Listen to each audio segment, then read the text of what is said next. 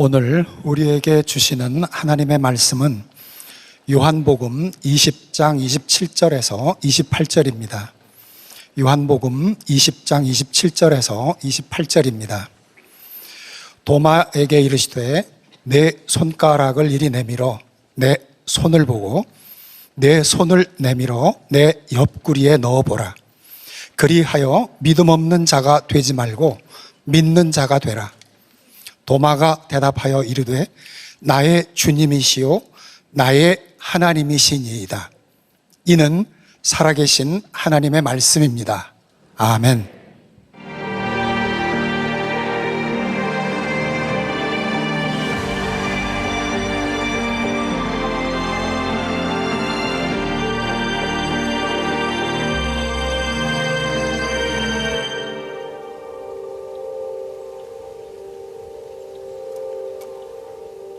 자, 오늘 말씀의 제목은 난 참 바보처럼 살았군요 라고 하는 제목인데, 오늘은 특별히 이제 부활에 대한 말씀을 나누려고 하는데, 말씀을 시작하면서 우리들이 같이 찬양으로 지금 시작했으면 좋겠는데, 오늘은 우리가 부활의 능력을 함께 이렇게 경험하는 시간이 되었으면 좋겠습니다. 좋은 찬양이 있어요. 부활의 능력. 우리 함께 찬양하면서 말씀을 열어가겠습니다.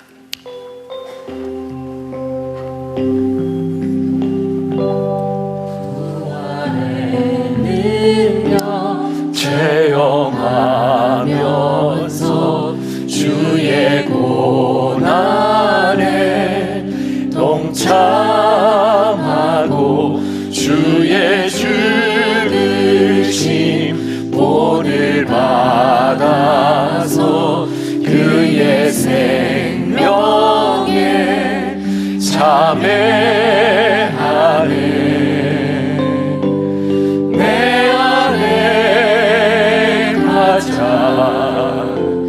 귀한 것 주님을 알리라.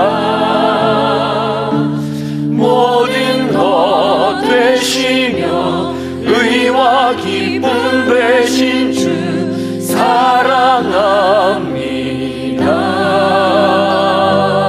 내 안에 가장 귀한 것 주님을 알리라. 모든 것 되시며 의와 기쁨 되신 주 사랑합니다. 우리 한 번 더 내 안에 가자. 내 안에 가자. 귀한 것 주님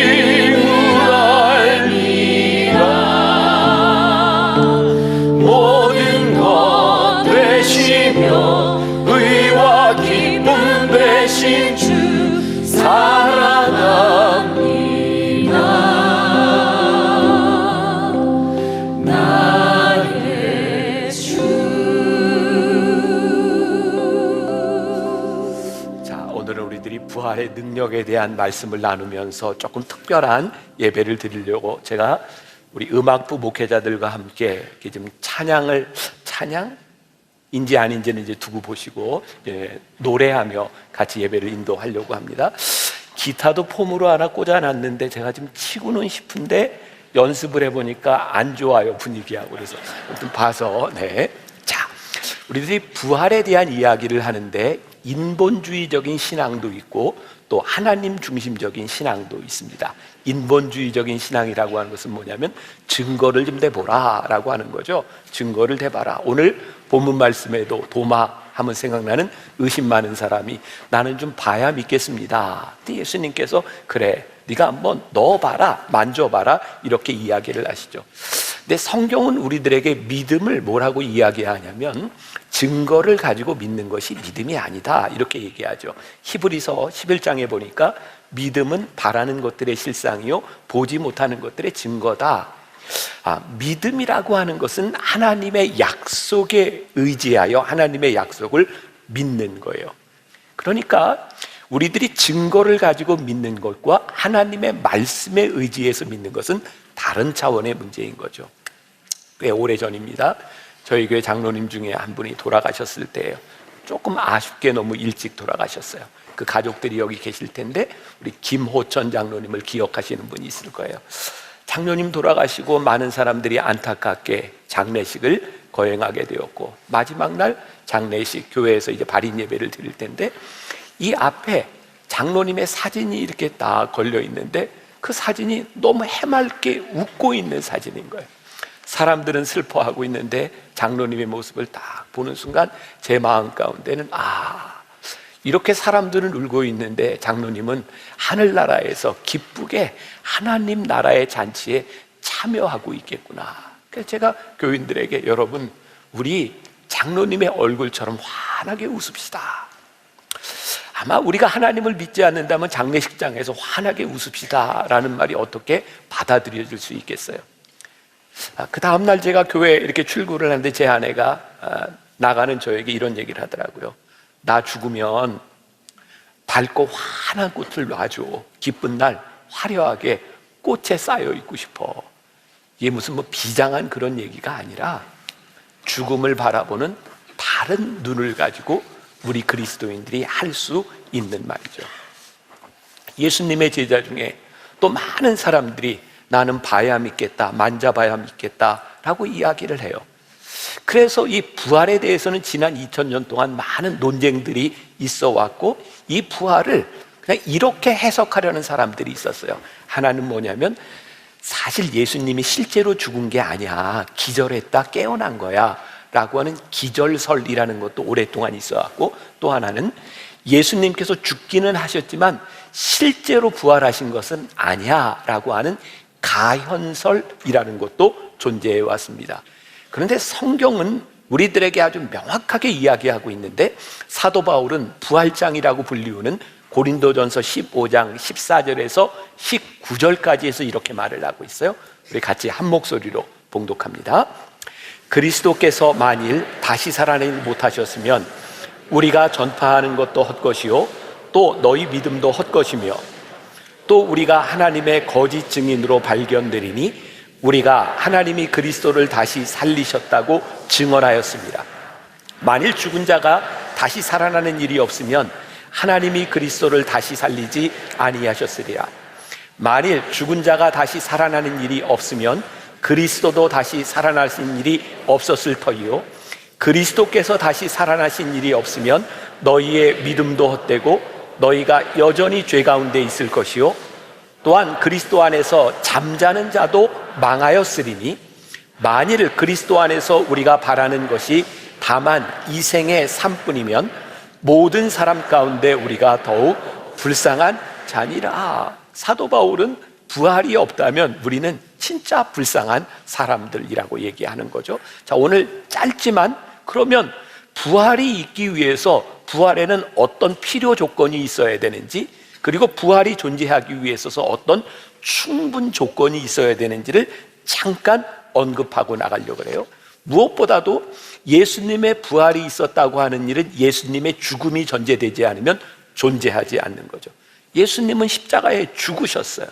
이것은 성경에만 나오는 일이 아니라 많은 문헌들을 통해서도 증명되고 있는 것이고, 또 예수님이 십자가에 달리시기 전에 예수님을 채찍으로 때렸던 그 채찍은 라틴어로 플레그럼이라고 하는 채찍인데, 그 채찍 끝에는 이 뼈가 붙어 있어서 예수님의 몸에 한 번을 쫙 때릴 때마다 살점이 뚝뚝 떨어져 나오는 그런 채찍을 맞으면서 예수님이 십자가를 지었어요. 십자가의 무게는 약 50kg 정도 됐을 것이라고 추측을 하고, 해골이라고 하는 산에 이르러 예수님이 십자가에 지셨어요.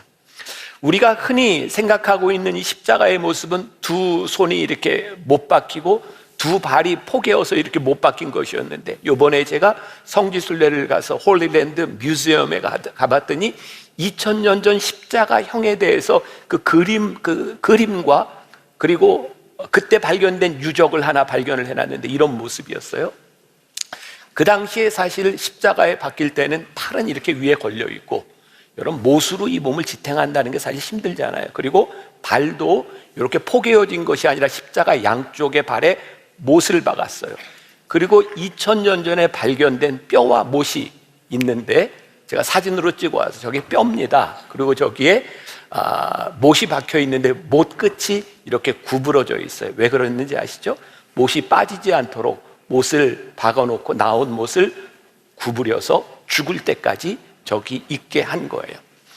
예수님은 그렇게 십자가에 못 박히셨고 예수님의 죽음에 대한 증거들이 많이 있어요.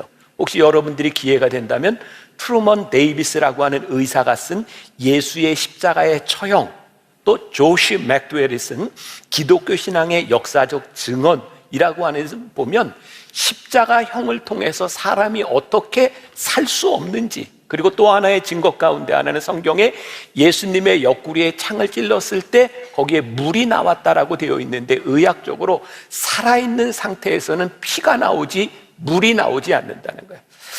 예수님의 죽음에 대해서는 별 이론의 여지가 없이 예수님이 죽으셨다라고 하는 필요 조건을 만족시켜주고 있어요. 그러면 예수님이 부활하셨다고 하는 부활의 증거는 무엇인가?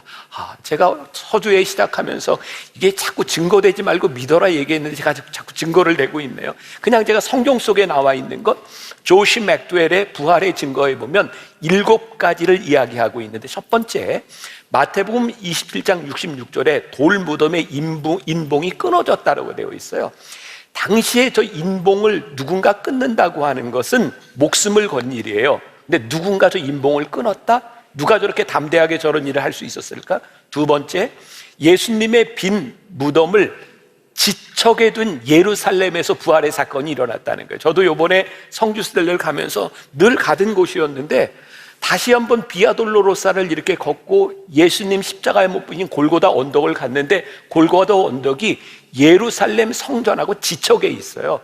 그러니까 저 이야기는 멀리서 들리는 소문이 아니라 누군가가 바로 가서 확인할 수 있는 바로 동네 안에서 일어난 일이었어요. 세 번째, 입구를 막았던 돌의 무게가 약 1360에서 1800kg 정도 나갔다고 하니까 아무에게도 들키지 않게 새벽에 누가 몰래 가서 저 돌을 옮긴다? 그것도 불가능한 일이었어요. 네 번째, 로마 병정들이 도망을 갔다라고 기록이 되어 있는데, 저기에 무덤이 열리고 시체가 없어지지 않았다면 로마 병정들이 도망갈 이유가 없는 거죠. 다섯 번째, 제자들이 예수님을 찾아갔을 때 세마포만 남겨져 있었다. 그 예수님의 시신을 도적질 해갔다라고 얘기하는 사람들이 있는데, 도적질 해갔다면 누군가 도적질하는데 옷을 싹 벗겨가지고 딱 개켜놓고 도적질했다? 이것도 별로 메이크 센스가 안 되는 일이죠. 여섯 번째, 예수님의 부활을 목격한 사람이 너무나 많았다는 거예요. 성경에 수없이 등장하는 일들의 일곱 번째, 예수님의 부활을 처음으로 목격한 사람들이 여자들이었어요. 조시 맥두웰은 이렇게 얘기합니다. 당시 여자들의 등원은 법적인 효력이 없었습니다. 만일 저 부활의 사실이 아니라면 여자들을 증인으로 세우는 일은, 성경의 여자들을 증인으로 기록하는 일은 이건 메이크 센스가 안 되는 일입니다. 하여튼 예수님이 죽으시고 부활하셨다고 하는 증거들은 성경에, 그리고 문서에도 많이 넘쳐나고 있어요. 저는 오늘 그런 이야기를 하려고 하는 게 아니에요. 가장 중요한 것, 가장 강력한 부활의 증거는 예수님이 죽으시고 사셨다는 역사적인 근거들이 아니라 예수님의 부활을 믿는 우리들의 삶이 어떻게 변화되는가, 그것이 부활의 가장 확실한 증거요. 예수님의 죽음과 부활을 믿었던 사람들의 변화의 역사들이 오늘 우리들에게 부활을 증거하고 있는, 부활의 가장 명확한 증거는 우리들이 죄에서부터 구원을 받는 거예요. 자, 로마서 5장 12절 말씀 같이 봅니다. 시작. 그러므로 한 사람이 말미암아 죄가 세상에 들어오고 죄로 말미암아 사망이 들어왔나니, 이와 같이 모든 사람이 죄를 지었으므로 사망이 모든 사람에게 이르렀느니라. 오늘 이 부활절 말씀을 우리들이 접하면서, 부활절을 지나면서 모든 사람들에게 사망으로 들어온 이 죄의 문제, 주님, 제가 주님의 죽으심과 부활로 인하여 제가 죄에서부터 구원을 받았고 죽음이 더 이상 나를 지배하지 못합니다 라는 믿음의 고백이 있을 때 우리는 부활의 신앙 위에 서는 거예요. 오늘 여러분들에게 도전하는 겁니다. 여러분들은 죄에 대하여 죽었습니까? 갈라디아서 2장 20절에 유명한 말씀이 있어요. 내가 그리스도와 함께 십자가에 못 박혔나니 그런즉 이제는 내가 사는 것이 아니요 오직 내 안에 그리스도께서 사시는 것이라. 그런데 오늘 여러분들이 부활절 예배를 드리면서도 하나님을 믿으면서도 계속해서 죄와 사망의 권세가 여러분들을 뒤엎고 있다면 우리는 부활을 믿고 사는 게 아니에요. 여러분들이 제가 지금 하는 이야기를 그대로 믿으시면 안 돼요. 지금 이제 얘기할 얘기, 지금까지 한 얘기 말고, 자, 지금 제가 얘기하는 거. 제가요, 한 번은 여기 모란시장 있잖아요. 옛날에 이렇게 모란시장 있었잖아요. 거기 가면 막 여러 가지 많이 팔았죠. 막 개도 팔고 뭐도 팔고 막 파는 그 모란시장을 옛날에 이렇게 지나가는데 어떤 집이 이렇게 새를 파는데 앵무새를 파는 집이 있었어요. 근데 그 앵무새가 말을 하더라고요. 제가 지나가는데 앵무새가 저를 아저씨 그러고 불러요. 그래서 봤더니 앵무새가 저를 보고 대머리네 그러는 거예요. 참 기분이 좀 그렇더라고요. 근데 또 한 번 거기를 지나갈 기회가 있었는데 앵무새가 저를 보더니 또 아저씨 그러더니 대머리네 그러는 거예요. 제가 화가 나더라고요. 그래서 아저씨한테 그 주인한테 가서 아니 앵무새가 말하는 건 좋지만 이거 지금 아니지 않습니까? 그리고 제가 좀 뭐라고 했어요. 그리고 그때 또 거기를 들어갈 기회가 있었는데요. 지나가는데 앵무새가 저를 보더니 아무 말 하지 않는 거예요.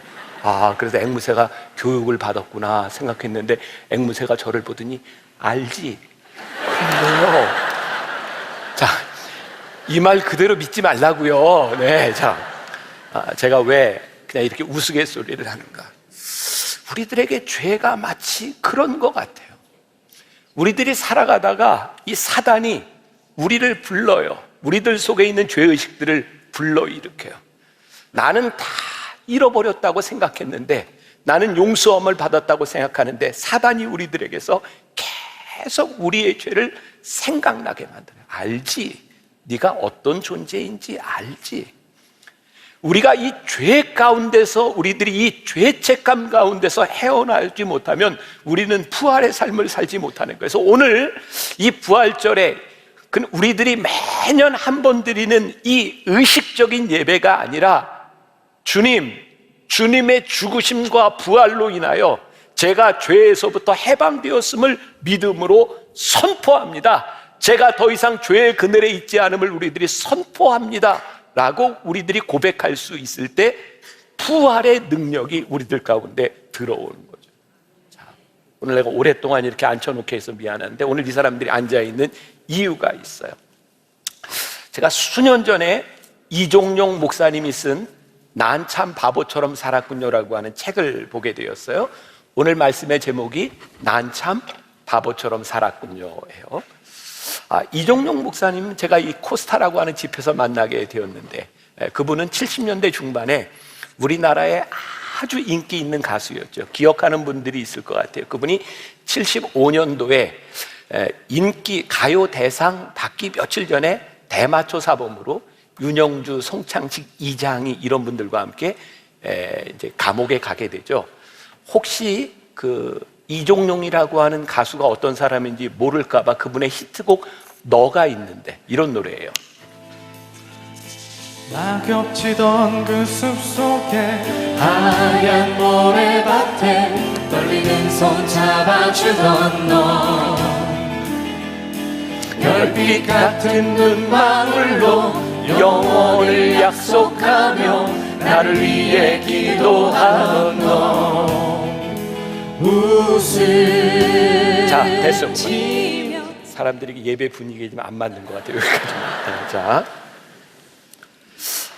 이분이 형무소에 들어가서 하나님의 은혜를 경험합니다. 그리고 아마 지금 은퇴하셨을 것 같은데 LA의 코너스톤 교회라고 하는 교회를 개척하고 목회자가 되죠. 이분의 책에 보면 이분은 어린 시절에 교회를 다녔다 그래요. 초등학교, 중학교, 고등학교 교회에서 부흥회가 열렸는데 한 번은 그 강사 목사님이 자, 목사가 되기로 헌신하는 사람 손들라고 했는데 아무도 안 들더래요. 자기가 어쩔 수 없이 목사님 미안할까봐 손을 들은 거, 이제 그 정도가 이 사람의 이제 신앙 생활이었던 거예요. 하나님께서는 마약 사범으로 들어가 있는 형무소 안에서 하나님께서 집 나간 탕자와 같았던 자기를 만지셨다고 이야기를 해요. 그리고 이분이 이제 자기의 자전적인 그런 책을 쓴 것이 난 참 바보처럼 살았군요 라는 책입니다. 그 책에 보면 이런 구절이 나와요. 그렇게 모든 것을 이룬 후에야 비로소 찾은 한 가지가 있다. 그것은 바로 나이다. 하나님은 강팍하기만 한 나를 강권적으로 구치소 안에 집어넣으시고 밑바닥으로 내려 꽂으신 후 나를 발견하게 하셨다. 너는 그런 모습의 아이다. 내 모습이 바로 그렇다. 그리고 깨닫게 된 게 나로 산 것이 아니라 너를 노래 부르는 나로 살았다는 것을 주님께서 깨닫게 하셨대요. 아주 결정적인 계기가 있었는데 그 구치소 안에서 한 사형수를 만나게 되었고요. 그 사형수는 사람을 죽이고 들어왔지만 예수님을 믿고 영접하게 된 분이었어요. 그 사형수가 하루는 이종용 목사님에게 이렇게 물었답니다. 예수를 믿습니까? 근데 이종용 목사님이 이렇게 대답을 했대요. 예, 저는 아주 어릴 때부터 교회에 다녔습니다. 중등부 회장, 고등부 회장, 대학부 회장도 했고 성가대 지휘까지 했습니다. 그런데 그 순간 예, 저는 예수를 믿습니다 라는 대답을 하지 못했습니다. 그 사형수가 죽기 전, 그 당시에는 요즘은 우리나라가 거의 사형 제도가 폐지된 나라지만 그때는 사형이 있었어요. 죽기 전에 이종용 목사님에게 구리로 된 십자가 목걸이를 주며 이렇게 부탁을 했답니다. 내 목까지 일해 주세요. 내 목까지 살아주세요. 그 안에서 이 목사님이 놀라운 체험을 하게 되었는데 그 놀라운 체험이 뭐냐면 성경이 믿어지기 시작한 거였어요. 그리고 시편 1편 말씀이 이 목사님의 귀에 들어오기 시작했어요. 복 있는 사람은 악인의 길을 따르지 아니하며 죄인의 길에 서지 아니하며 오만한 자들의 자리에 앉지 아니하고 오직 여호와의 율법을 즐거워하여 그의 율법을 주야로 묵상하는도다. 그는 시냇가에 심은 나무가 철을 따라 열매를 맺으며 그 잎사귀가 마르지 아니함 같으니 그가 하는 모든 일이 다 형통하리로다. 그리고 주님과의 동행이 시작되었고 이사야 43장 1절 너는 두려워 말라 내가 너를 구속하였고 내가 너를 지명하여 불렀나니 너는 내 것이라. 그의 삶에 죽음과 위협이 없는 것이 아니라 물 가운데 지날지라도 불 가운데 지날지라도 함께 하시는 하나님에 대한 믿음이 그의 고백에 들어오기 시작했고 그는 목회자의 길을 가기로 결심하죠. 그리고 쓴 책이 나는 바보처럼 살았군요이고 그때 감옥에 나와서 그리고 불렀던 노래가 난 참 바보처럼 살았군요 라는 가요입니다. 근데 제가 보길 때 그 노래는 가요가 아니라 저는 그의 믿음의 고백이고 찬양이었다고 생각하거든요. 세상 사람들은 알지 못했던 그 노래의 가사 난 참 바보처럼 살았군요. 여러분들이 가사를 한번 생각하면서 들어보면 좋겠습니다. 어느 날 난 낙엽 치는 소리에 갑자기 텅 빈 내 마음을 보았죠. 그냥 덧없이 흘려버린 그런 세월을 느낀 거죠.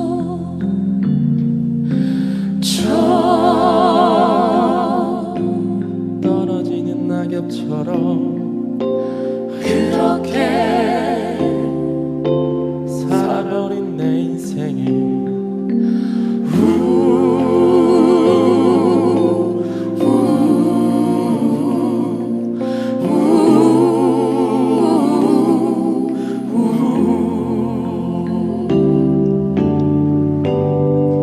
잃어버린 것이 아닐까 늦어버린 것이 아닐까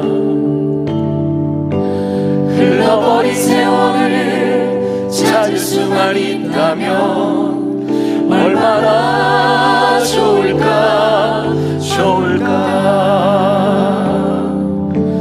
난 참 바보처럼 살았군요.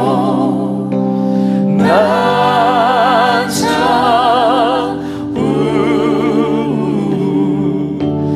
난 참 바보처럼 살았군요.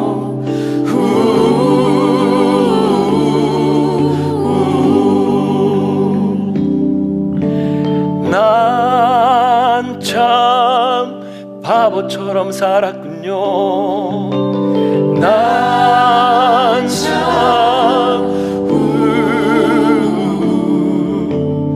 난 참 바보처럼 살았군요.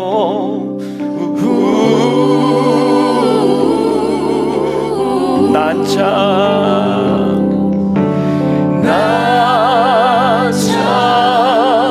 바보처럼 살았군요.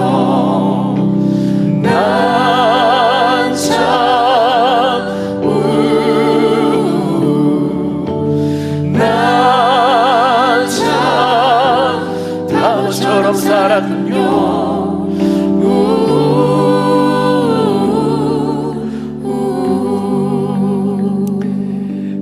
바보처럼 산 인생을 후회하는 것으로 끝나면 우리는 부활의 삶을 살지 못하죠.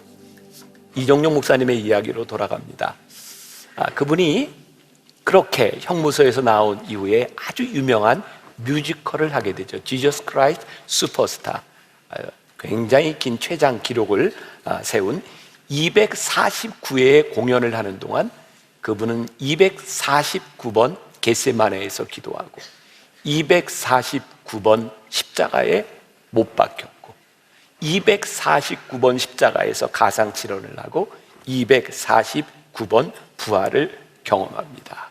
그리고 그의 삶의 목표가 그의 삶이 변하기 시작하죠.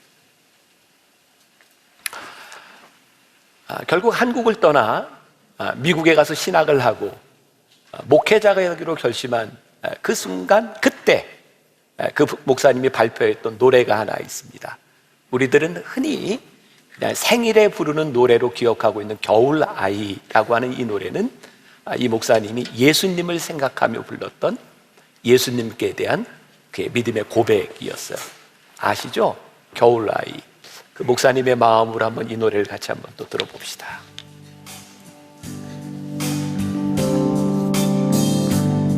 겨울에 태어나 아름다운 당신은 눈처럼 깨끗한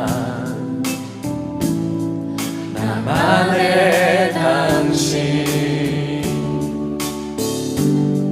겨울에 태어나 사랑스러운 당신은 눈처럼 맑은 나만의 당신. 하지만 봄, 여름과 가을, 겨울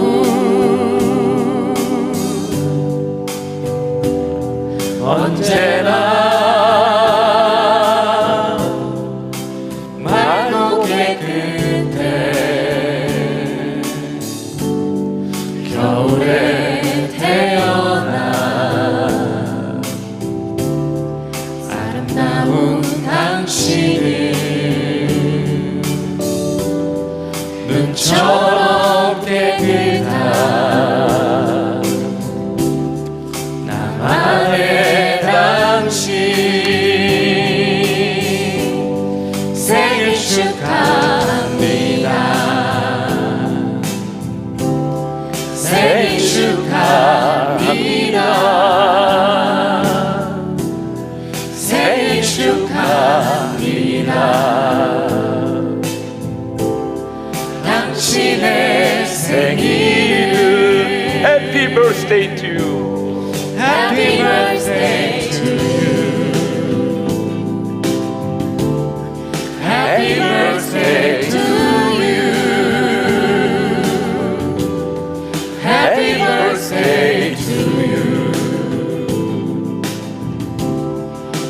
Happy birthday to you. 좀 더 부르고 싶은데 시간이 없어요. 그 이종용 목사님의 책으로 제가 좀 마무리를 하려고 하는데, 그렇게 이제 미국에 가서 신학을 공부하고 이제 가수였으니까 이제 여기저기 이제 간증 집회도 불려다니고 할 때였던 것 같아요. 그 책에 보면 LA의 나성영락교회라고 큰 교회 이제 불림을 받게 되었는데, 그때 이제 초청을 받고 이제 찬양을 하며 가는데 이 목사님의 머릿속에는 저 큰 교회니까 사례비는 얼마나 줄까 이런 생각들이 이제 들었던 거예요. 공부하면서 이제 힘든 시간을 지나갈 때였죠. 그런데 그 찬양을 마치고 오고 가는 과정 가운데 비행기를 타고 내리는데 비행기에 엔진에 이상이 생겼고 거의 모든 사람들이 이제 공포에 떨어 죽을지도 모르는 그런 순간인데 비행기가 잘 착륙을 하게 된 거예요. 그리고 나오는 길에 어떤 아는 목사님을 만났고, 목사님 제가 비행기를 타고 있었습니다. 근데 그때 이 이종용 목사님은 그 비행기 안에서 자기가 예수님을 믿고 변화됐다고 생각하는데도 아직도 세속적이고 돈을 계산하는 자기의 모습을 바라보면서 비행기 안에서 하나님, 저에게 한 번만 기회를 더 주세요. 그런 기도를 했대요. 근데 이렇게 내려오는데 그 목사님이 이종용 그 당시 전도사님한테 전도사님 때문에 하나님께서 이 사람들을 다 살려주셨네요. 그렇게 이야기를 하더라는 거예요. 지난번 제가 예루살렘 성지순례를 가는데 제가 이제 대한항공을 타고 갔는데 출발하기 전에 사무장이 저한테 와서 인사를 하는 거예요. 목사님이 타셔서 영광입니다. 그분이 예배를 드리고 있을지 모르겠어요. 목사님 때문에 비행기 걱정 안 해도 될 것 같습니다. 그리고 출발하는데 또 인사를 하고 내리는데 사무장이 와서 또 인사를 하는 거예요. 목사님 덕분에 아무 사고 없이 여기까지 내리게 되었습니다. 저 때문에 제가 무슨 능력이 있어서 비행기가 문제가 없었겠어요. 근데 저는 그 이야기를 듣는 순간 그런 생각을 했어요. 그래, 내가 사명자로 부활의 삶을 사는 사람인데, 그래, 내가 비행기가 추락해서 죽으면 내 사명이 끝나는 거고, 하나님이 나를 살려주시면 내가 하나님께서 나에게 주신 사명을 내가 사는 거고. 여러분 혹시 비행기 탈 때 그런 상상들 참 많이 하지 않아요? 이거 추락하면 어떡하지? 여러분들의 인생에 그런 상상 많이 하지 않아요? 죽음의 그늘 아래 우리들이 갇혀 있을 때가 참 많은 거예요. 부활의 믿음과 부활의 신앙은 죄와 죽음의 그늘에서부터 우리를 건져내는 능력이 있는 거예요. 목요일 찬양 예배를 마치고 나가는데 우리 교회 청년 하나가 저에게 찾아와서, 목사님 기도해 주세요. 울어요. 목사님, 저 오늘 예배 오기 전에 자살하려고 했어요. 그런데 안 죽을 거예요. 세 개의 십자가의 말씀 가운데서 우리 주님이 그게 내 십자가다라고 말씀하셨고, 금요일 날 성만찬 예배를 드리고 하는데 그 청년이 저에게 또 와서, 목사님 저 이제 안 죽습니다. 부활의 신앙을 믿는다고 하는 것은 우리들이 죽지 않는다고 하는 것이 아니라 죽음이 더 이상 우리를 지배하지 못하는 그런 믿음의 삶을 살아간다는 고백이에요. 제가 동경에서 BTD 영성훈련을 인도할 때였어요. 이렇게 통역이 있고 제가 일본 사람들과 같이 영성훈련을 인도하면서 강의를 하는데 갑자기 웅성웅성해요.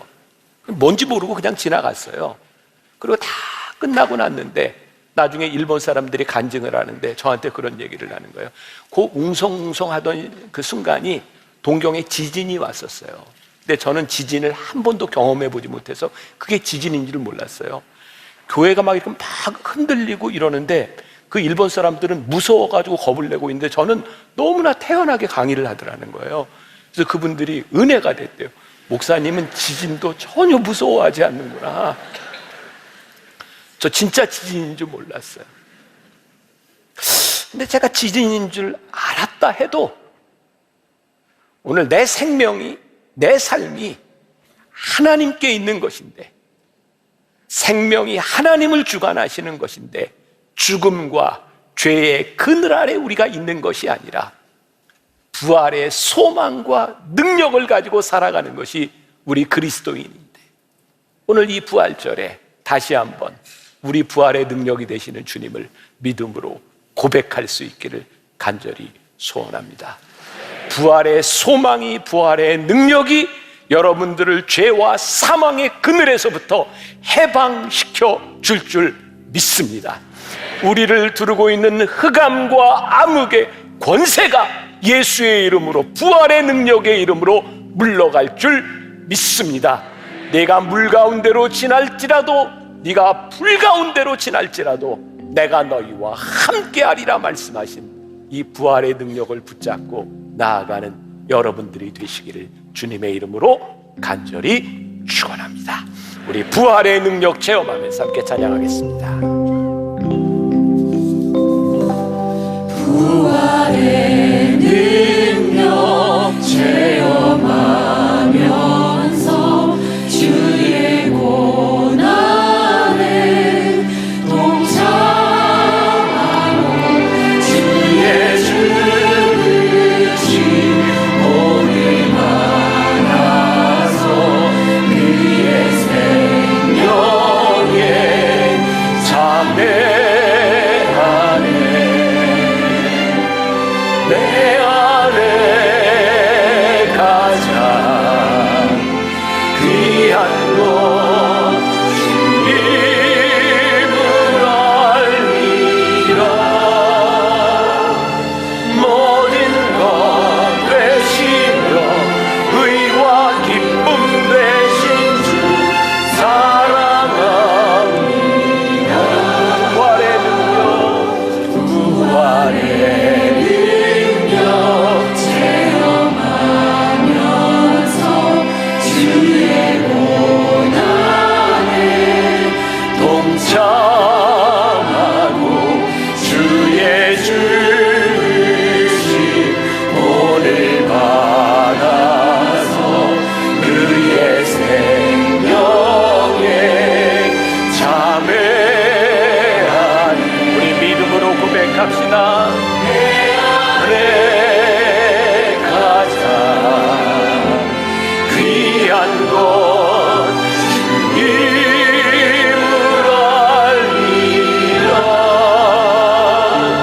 모든 것 되시며 의와 기쁨 되신 주 사랑합니다. 내 안에 가장 귀한 것, 내 안에 가장 귀한 것 주님을 알리라. 모든 것 되시며 의와 기쁨 되신 주 사랑하. 우리 한 번만 더 내 안에 가장 귀한 것, 내 안에 가장 귀한 것 주님을 알리라.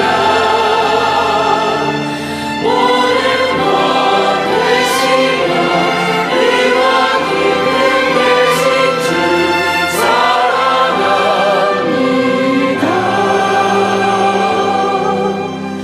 나의 주.